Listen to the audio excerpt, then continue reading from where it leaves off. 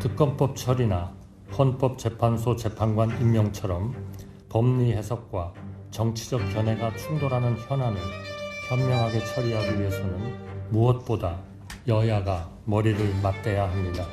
국회가 헌법과 법률에 부합하는 해법을 마련해 주실 것을 간절히 기대하고 있으며 국회는 이미 결정을 했습니다.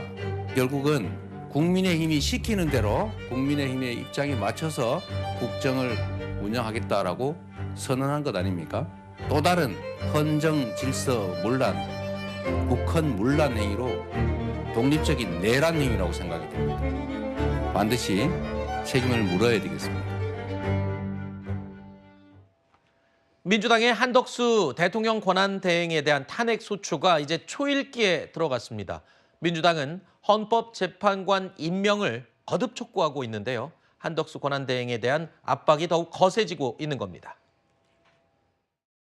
국회는 오늘 본회의를 열어 헌법재판관 임명 동의안을 처리합니다. 헌법재판관을 조속히 임명해 현 6인 체제를 9인 완전체로 구성하자는 것이 바로 대한민국 정상화의 시작입니다. 국회 추천목 헌법재판관 3명을 국회가 선출하는 것은 헌법에 명시되어 있는 지극히 당연한 절차이고 여야가 이미 합의한 사안입니다. 헌법에 따라 대통령 권한대행은 헌법재판관을 즉시 임명해야 합니다. 헌법재판관을 임명하지 않는 것은 명백한 위헌 행위이며 12.3 내란 사태를 조속히 끝내지 않겠다는 심각한 반국가 행위입니다.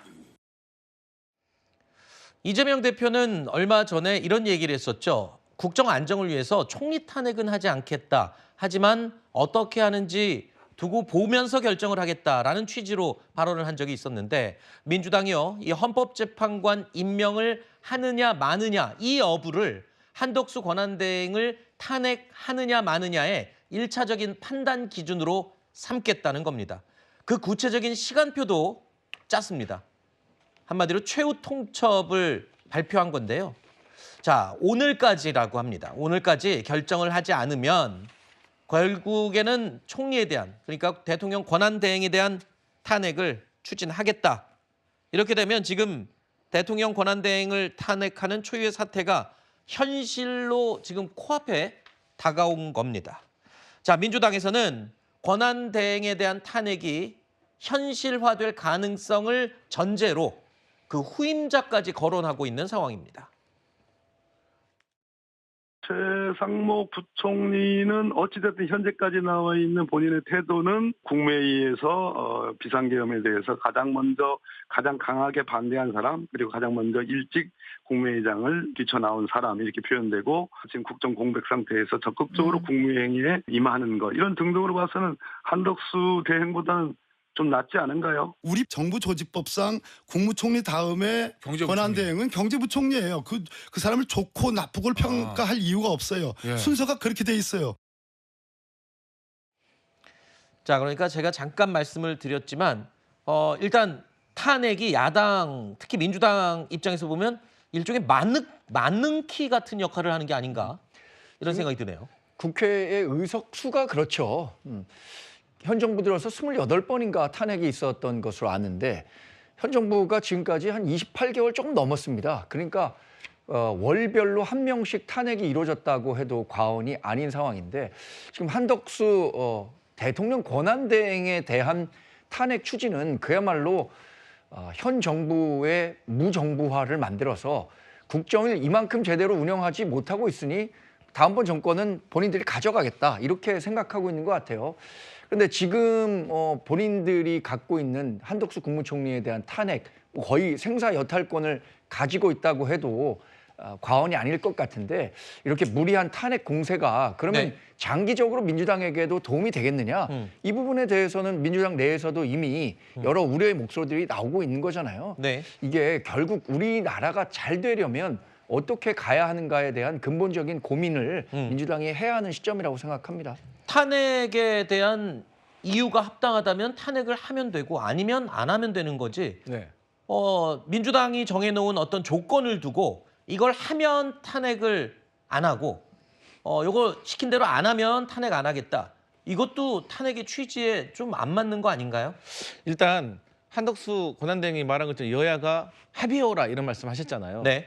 원래 민주주의가 그런 거 아니겠습니까? 합의를 최대한 노력하다가 네. 안 되면 다수결의 원칙으로 해결하는 겁니다. 그게 민주주의예요.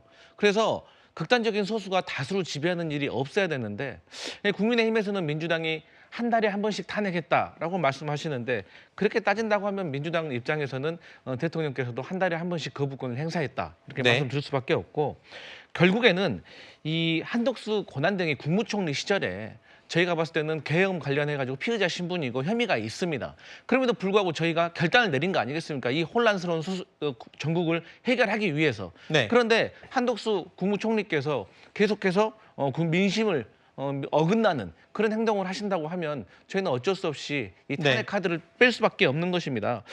근데 저희는 한덕수 국무총리에 대해서 탄핵을 하는 것이지 권한대행에 대해서 탄핵하는 것이 아닙니다. 네. 그럴 때는 권한대행에 있었던 행위에 대해서는 저희가 탄핵 소추 안 한다는 것을 분명히 말씀드리고 네. 한덕수 국무총리가 그러면 어떤 행동을 했길래 탄핵을 해야 되는 거냐?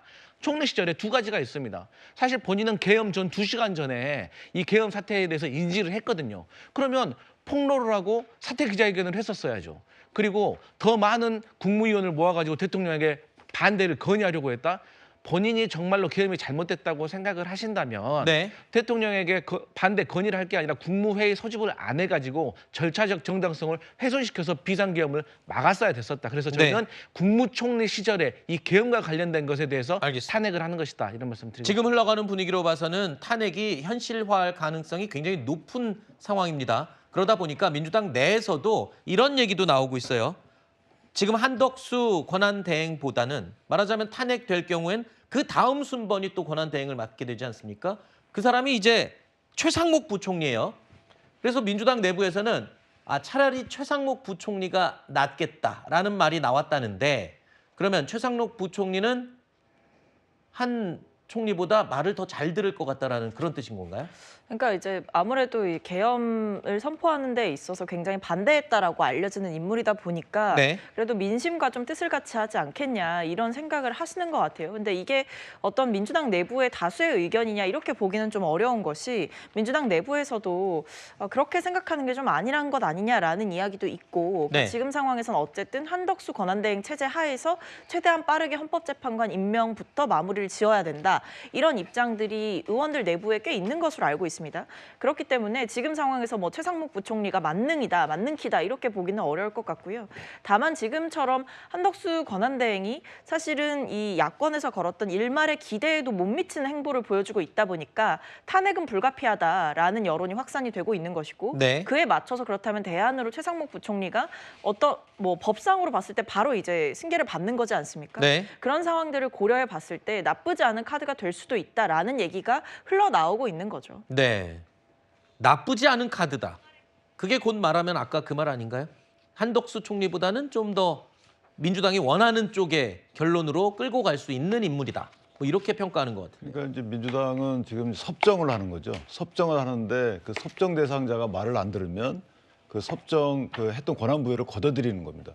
그러니까 이건 헌정농단이라고 저는 개인적으로 생각을 하는데, 그러니까 사실은 이게 한덕수 총리 같은 경우에는 특별히 그 이후에 이재명 대표가 탄핵하지 않겠다라고 한 이후에 특별하게 위정활동 과정에서 잘못한 부분이 드러나 있지 않아요. 그리고 앞으로 헌법재판소 그 재판관을 임명할 상황이 주어지지도 않았고, 그다음에 범죄 공포 내지 이걸 제의 요구할 수 있는 기한도 남아 있는 상태에서 이거 탄핵하겠다라고 하는 건 겉박으로뿐이 들릴 수밖에 없는 거죠. 왜냐하면 그게 지나가고 나서 했다면 시간적으로도 그나마 뭐 국민적 여론이 어떻게 갈지 모르겠지만 그 상황이 벌어지지도 않았는데 미리 겁박하는 거예요.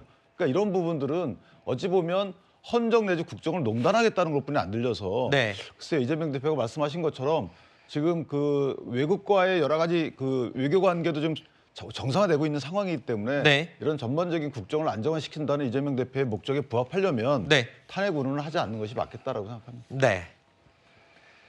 당연히 국민의힘은 지금 민주당의 탄핵 추진에 대해서 강력하게 반발하고 있습니다. 국가적으로 너무나 위급하고 엄중한 시기에 대통령 권한대행 탄핵이라는 엄청난 사안을 놓고 오락가락하며 탄핵 인질극을 벌이고 있습니다. 탄핵을 심판하는 헌법재판관을 추천하는 것은 마치 검사가 판사를 고르는 것과 마찬가지입니다. 한덕수 권한대행은 민주당의 협박과 강요에 따라 헌법재판관을 임명해서는 안 된다는 것을 분명히 말씀드립니다. 이런 와중에 국민의힘 내부에서도 헌법재판관 3명은 임명해야 한다는 목소리도 물론 나오고 있습니다. 저는 임명하는 것이 맞다고 봅니다. 헌법재판관 9명이 정원인데 6명밖에 없지 않습니까? 나머지 3인인데 이게 국회 추천 몫이기 때문에 권한대행이 임명에 문제가 없다고 대법원도 여기에 대해서는 판단을 다 했습니다. 문제는 이재명의 거대 야당이 또 이걸 또 협박하는 건 바람직하지 않습니다. 이게 헌법학자들마다 의견이 좀 다른 부분인데요. 저는 당당하려면 임명해야 된다고 생각합니다. 헌재의 판단을 정정당당하게 합헌적인 판단을 받아보는 것, 그것이 필요하다고 보았었거든요. 지금 어차피 그렇게 된 상황이니까 당이 좀 지혜롭게 그 부분에 대해서는 유연성을 발휘하면 좋겠습니다. 지금 이제 헌법재판관은 현재 6인 체제로 돌아가고 있는데 내년 4월에 문영배 이미선 재판관 2분이 퇴임이 됩니다. 퇴임을 하면은 어차피 또 그 공석을 메꿔야 돼요. 그런데 국민의힘에서는 만약에 앞서 말한 것처럼 3명의 추가 재판관을 임명하지 않는 쪽으로 밀고 간다면 이거 헌법재판소 심판 자체가 지금 이루어지지 않잖아요. 그러니까 뭐 언제까지 임명 안 하겠다라고 버틸 수 있는 상황도 아니네요. 국민의힘 입장에서도. 지금 당 내의 딜레마를 잘 보여주고 있는 것 같아요. 그러니까 당권을 지금 쥐고 있는 이른바 주류 의원분들께서는 헌법재판관 임명을 하지 않아야 된다. 한덕수 권한대행이 정치적, 법리적으로 해석에 분분한 여지가 있는 부분에 대해서 임명할 필요가 없다라고 얘기하고 있는 반면에 또 당 밖에 계신 분 아니면 당 내에서도 이거를 임명하지 않는 것이 과연 정당한 일인가라는 부분에 대한 고민을 분명히 하고 있습니다. 저는 뭐 당 대변인이기 전에 개인적으로는 안철수 의원이나 오세훈 서울시장처럼 본인, 그러니까 윤석열 대통령 본인이 법적 정치적 책임을 피하지 않겠다라고 했으니까 헌법재판소 9인 체제에서 탄핵 재판을 맡는 게 옳다고 생각합니다. 그러나 당이 갖고 있는 법리적인 해석은 여전히 임명해서는 안 된다라는 점을 강조해서 말씀드리고 있는 거죠. 알겠습니다. 일단 뭐 헌법재판관이 6인 체제냐 9인 체제냐 이 얘기를 하기 전에 일단은 뭐 임명을 하느냐 마느냐 총리의 이 결정이 권한대행의 결정이 먼저 앞서 선행돼야지 가능한 이 얘기겠죠.